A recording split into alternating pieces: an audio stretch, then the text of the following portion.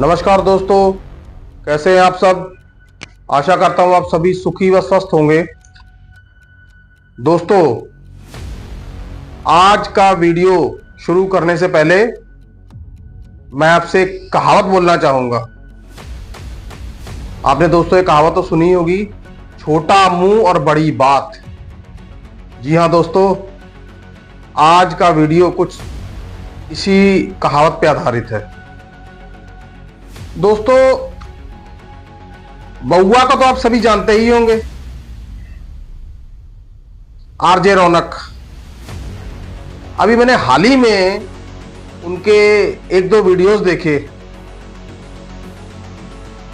उन वीडियोस में सबसे पहले अभी जो हाल ही में संसद में अनुराग ठाकुर जी द्वारा राहुल गांधी के ऊपर दिया गया बयान, जिसमें अनुराग ठाकुर जी ये बोल रहे हैं जिसकी जात का पता नहीं वो जातिगत जनगणना की बात कर रहे हैं। दोस्तों,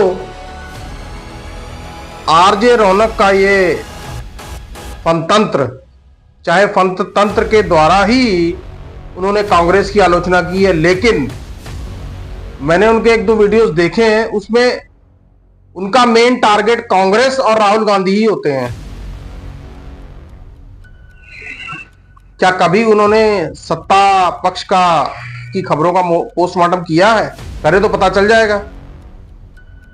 दोस्तों, आइए सबसे पहले बात करते हैं अनुराग ठाकुर के उस बयान की, जिसके बारे में आरजे रौनक ने अपने इस वीडियो में क्या क्या वक्तव्य रखे हैं। आरजे रौनक ने अपने इस फनतंत्र में जब राहुल गांधी के ऊपर अनुराग ठाकुर के द्वारा जातिगत सवाल उठाया गया, तो आरजे रौनक कह रहे हैं कि कांग्रेस के नेताओं ने हाय दैया किया है।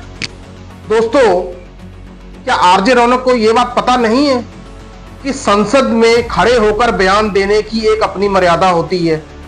एमपी को बड़े ही सोच समझ के बोलना पड़ता है। एमपी की भाषा बड़ी संसदीय भाषा होनी चाहिए, असंसदीय भाषा नहीं होनी चाहिए। पहले तो ये बताएं, क्या आप इस बयान को सपोर्ट करते हैं या नहीं करते? राहुल गांधी क्या कर रहे थे? राहुल गांधी संसद में खड़े होकर जनगणना की बात ही तो कर रहे थे। राहुल गांधी किस जाति पे राजनीति कर रहे थे बताइए? और इन साहब ने तो ये तक कह दिया कि राहुल गांधी की जाति के बारे में भी झोल है, लोग ऐसा कह रहे हैं। अब इनसे पूछा जाए कौन लोग ऐसा कह रहे हैं? क्या आपके निशाने पे हमेशा राहुल गांधी ही रहते हैं क्या, या विपक्षी रहता है, या आपका फनतंत्र सिर्फ राहुल गांधी के ऊपर ही चलता है क्या, सत्ता पक्ष के ऊपर नहीं चलता? दोस्तों, आपने तो वीडियो के अंत में ये तक कह दिया कि अनुराग ठाकुर ने जो आपसे सवाल किया उस सवाल का जवाब देते जाइए। अनुराग ठाकुर ने यह कहा था कि जिनकी जाति का पता नहीं वो जातिगत जनगणना की बात कर रहे हैं। और तो और आपने इस वीडियो में यह भी कहा कि राहुल गांधी जातिगत राजनीति कर रहे हैं। और फिर आपने प्रधानमंत्री नरेंद्र मोदी को भी कहा कि चलो अगर वो धर्म की राजनीति कर रहे हैं तो कम से कम वो एक धर्म को जोड़ने का तो काम कर रहे हैं। आपने राहुल गांधी के बयान को हिंदू धर्म से भी जोड़कर रख दिया कि इससे हिंदू धर्म कमजोर पड़ेगा। रौनक साहब, आप ये बताइए, क्या हिंदू धर्म में कमजोर वर्ग नहीं है क्या हिंदू धर्म में सभी संपन्न वर्ग ही हैं? राहुल गांधी का यह बयान हिंदू वर्ग को कैसे कमजोर करता है, जबकि राहुल गांधी ने हिंदू विरोधी बयान कोई दिया ही नहीं। वो तो बीजेपी के प्रचार तंत्र ने राहुल गांधी के बयान को तोड़ मरोड़ कर पब्लिक में पेश किया। तब आपका फनतंत्र कहां था? आपका फनतंत्र सिर्फ क्या कांग्रेस का मजाक बनाने के लिए ही है क्या? गलत सही चीजों का पोस्टमार्टम आप नहीं कर सकते क्या? क्या आपने संसद की कार्रवाई पिछले दिनों की नहीं देखी कि राहुल गांधी ने हिंदुओं पर क्या बयान दिया था? राहुल गांधी ने भगवान शिव को लेकर क्या कहा था? राहुल गांधी ने गुरु नानक देव जी को लेकर क्या कहा था? राहुल गांधी देश के तमाम ज्वलंत मुद्दे उठा रहे थे। नीट का मुद्दा, किसानों का मुद्दा, गरीबी, बेरोजगारी, महंगाई, इन सब के मुद्दे ही तो वो उठा रहे थे। या आपको सिर्फ उनका फनतंत्र ही नजर आता है, या आप उनको सिर्फ जातिगत बयान ही नजर आता है? आपने तो यह तक कह दिया कि राहुल गांधी का यह बयान हिंदुओं को जाति के नाम पर बांटने की कोशिश है। तो यह हिंदुओं को तय करना है कि इस तरीके की राजनीति से कैसे निपटा जाए। आपके इस बयान के क्या मतलब है? इसका मतलब आपका यह बयान आपको मालूम है देश में लड़ाई झगड़ा करवा सकता है या दंगा करवा सकता है। आप इनडायरेक्टली आप हिंदुओं को भड़का रहे हैं। आप क्या कर रहे हैं? आपको मालूम है आप क्या कर रहे हैं? रौनक जी, फनतंत्र है, फनतंत्र की तरह ही बात करिए। इस तरीके की बात करके देश के सौहार्द को मत बिगाड़ने की कोशिश करिए। आप एक YouTube के प्रतिष्ठित चेहरे हैं और आपसे इस तरीके के हिंदुओं को बांटने वाली और हिंदुओं को आह्वान देने वाले बयान की उम्मीद नहीं की जा सकती।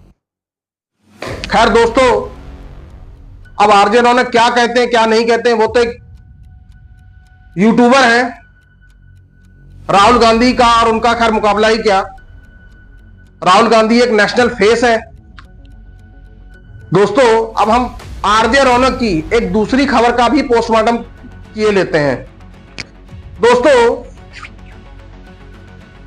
इन्हीं आरजे रौनक ने आज से 3 महीने पहले एक वीडियो डाला जिसमें उन्होंने राहुल गांधी के अमेठी सीट छोड़ने पर एक बड़ा ही व्यंग्यात्मक वीडियो बनाया। उन्होंने उस वीडियो में पूर्व केंद्रीय मंत्री स्मृति ईरानी को एक सुपरस्टार की भांति पेश किया। उन्होंने ये कहा कि स्मृति ईरानी उन्हें बार बार ललकार रही है राहुल गांधी को कि आए और चुनाव लड़कर दिखाएं और जीत कर दिखाएं। रौनक साहब ये कह रहे हैं कि राहुल गांधी वहां से डरकर भागे हैं, इसलिए डर के मारे वहां पे चुनाव नहीं लड़ रहे ताकि दोबारा ना हार जाए। अगर दोबारा हार गए तो उनकी रही सही साख भी खत्म हो जाएगी। और तो और रौनक साहब अमेठी सीट के वोट शेयर के बारे में भी बात कर रहे हैं, जो 2007 में 34% था, 2022 में घटकर यूपी के विधानसभा चुनावों में 14% रह गया।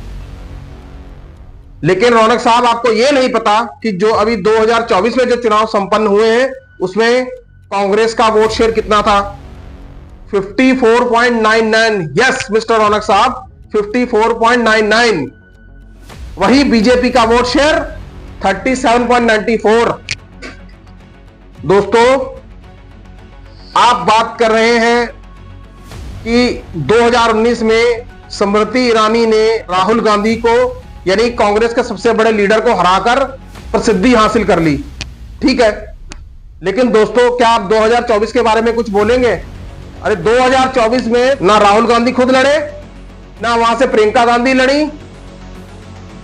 2024 के लोकसभा चुनाव में अमेठी सीट से कांग्रेस के पुराने कार्यकर्ता किशोरी लाल शर्मा लड़े और लड़े लगभग 1,60,000 वोटों से जीते। अब बताइए, कहां स्मृति ईरानी राहुल गांधी को हराने के सपने देख रही थी? वो कांग्रेस के एक आम से कार्यकर्ता से हार गई। इस पर पॉडकास्ट नहीं करेंगे आप? अब आप ये नहीं बताएंगे कि स्मृति ईरानी वहां से क्यों हारी? स्मृति ईरानी अपने खराब व्यवहार की वजह से हारी। लोगों से कनेक्टिविटी उनकी बिल्कुल बंद हो गई। लोगों ने तो यहां तक कह दिया कि पिछली बार जब राहुल गांधी यहां से हारे थे, हमसे बहुत बड़ी गलती हुई। लोगों के अंदर राहुल गांधी को 2019 में हराने का एक पश्चाताप था, जो उन्होंने 2024 में किशोरी लाल शर्मा को जिताकर पूरा कर लिया। अब क्या आप इस पे पॉडकास्ट बनाएंगे? रौनक साहब की आलोचना का केंद्र हमेशा राहुल गांधी व कांग्रेस ही होती है। अब अमेठी की इस जीत पर क्या आरजे रौनक कोई वीडियो बनाना पसंद करेंगे?